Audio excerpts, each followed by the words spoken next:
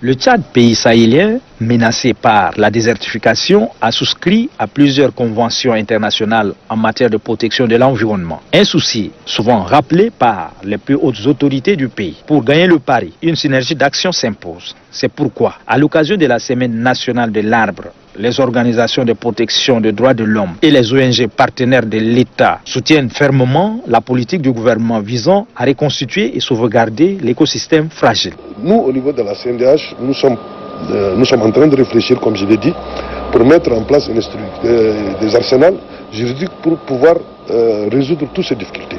Il faut souligner que parler de la protection de l'arbre, c'est parler de la protection de l'homme. Pour nous, la protection de l'environnement est quelque chose de très très important. Il faut un arsenal juridique qui puisse permettre aux magistrats de frapper quand il y a des dégâts dans ce domaine-là. Les arbres constituent des brise-vents et maintiennent les sols dégradés et participent à la lutte contre l'érosion. Ils garantissent le cadre de vie de l'homme. Qu'ils arrêtent de couper les arbres. Parce qu'à l'époque, quand on utilisait les arbres, c'est parce qu'on avait des problèmes de sources d'énergie. Bon, maintenant, le problème de sources d'énergie est réglé par les gaz.